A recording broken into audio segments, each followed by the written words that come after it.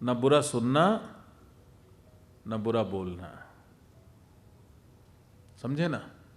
किसी की बुराई सुननी नहीं, किसी की बुराई बोलनी नहीं, कर्म लगता है। दूसरा, किसी को जज नहीं करना, किसी को जज नहीं करना। और तीसरा जो है, आपने गुस्सा जब आए, मैं गुस्सा रोकने की बात नहीं करता, गुस्सा दबाने की बात नहीं करता। दबेगा तो फिर ज्वालामुखी फूटेगा। गुस्सा कर लो, लेकिन गुस्सा करने के बाद मुंह खोलने से पहले 11 बार जिस परमात्मा को तुम मानते हो उसका तुम पहले नाम लेना 11 बार, और उसके बाद गुस्सा कर लेना।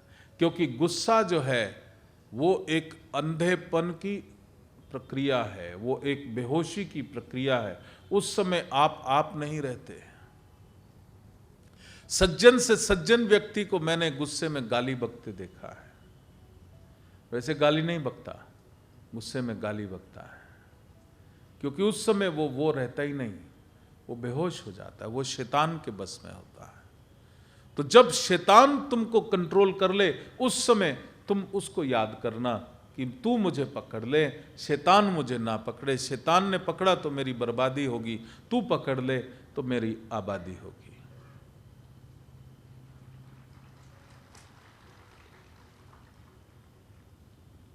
तो ये साधक बनने की विधियां आपको बता रहा हूं, और उसके साथ साथ परिवार में जो पुरानी वैल्यूज थी, यही तो हमारे देश की एक धरोहर थी जिसको हम छोड़ गए, छोड़ रहे हैं।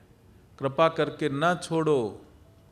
अपने माता पिता की सेवा करो। घर में जो बहू आए उसको लक्ष्मी का रूप समझो। सब एक दूसरे से प्यार करो, सब एक दूसरे के लिए सोचो।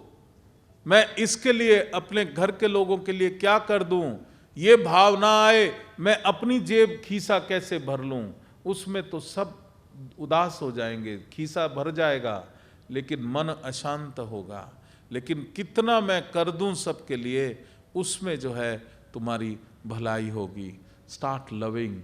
वो बहुत भाग्यशाली घर है जिसमें 3 पीढ़ियां एक छत के नीचे रहती हैं। दादा दादी, माता पिता और बच्चे। और वही संस्कार जो छोटे बच्चे हैं, तुम तो काम पे निकल जाते हो। अगर माँ बाप को अलग कर दिया, तुम तो काम पे निकल गए। जो संतान है उसको देखने वाले नौकर चाकर होते हैं। नौकर चाकर से वो वैल्यू नहीं सीखेगा। वो तो तुम्हारे तनख्वाह याफ्ता कुछ लोग हैं, वो तुम्हारे बच्चों को, औलाद को क्या सिखाएंगे? अगर उनको कुछ सिखाना है तो उसके लिए तुम्हें वो चाहिए, तुम्हारे माँ बाप। वो उन्हीं का अंश है, उनको वैल्यूज सिखाएंगे। और आने वाली जो नस्ल है, जो पीढ़ी है, वो एक सुंदर व्यक्तित्व का विकास होगा। इसलिए घर तोड़ने की चेष्टा नहीं करना। घर को बड़ा कर लेना। मेहनत करके घर छोटा दिखाई दे तो ये नहीं कि तुम यहाँ बैठो मैं आगे बढ़ता हूँ, सबको साथ लेके बढ़ना। घर बड़ा कर लेना, उससे प्रार्थना करना कि घर मेरा बड़ा हो जाए, लेकिन हम सब साथ साथ रहें। मैंने गाय का उदाहरण दिया ना, इमोशनल डिस्टर्बेंस। तो वैसे ही अगर तुम छूट जाते हो घर के किसी भी सदस्य से, उसके अंदर भी एक इमोशनल डिस्टर्बेंस हो जाती है, और वही एक दुख और पाप का कारण बनता है। इसलिए जो एक भारत जिसके लिए प्रसिद्ध था, वो था फैमिली वैल्यूज़। उन फैमिली वैल्यूज़ को जो है बढ़ा के रखना। देश विदेश में अगर भारतीय आगे बढ़ रहे हैं तो उसका कारण है उनकी फैमिली वैल्यूज़। अपने बच्चों को, आज की तारीख में मैंने देखा कि जितने भारतीय बच्चे जो हैं, इस जगह के जो बच्चे हैं, जितने पढ़े लिखे हैं, और देशों के बच्चे इतने ज़्यादा पढ़े लिखे नहीं हैं, क्योंकि उनके माँ बाप उनको छोड़ देते हैं, वो अपने माँ बाप को छोड़ देते हैं। यहाँ इनके माँ बाप उनके ऊपर मेहनत करते हैं, उनको पढ़ाते हैं, उनको आगे बढ़ाते हैं।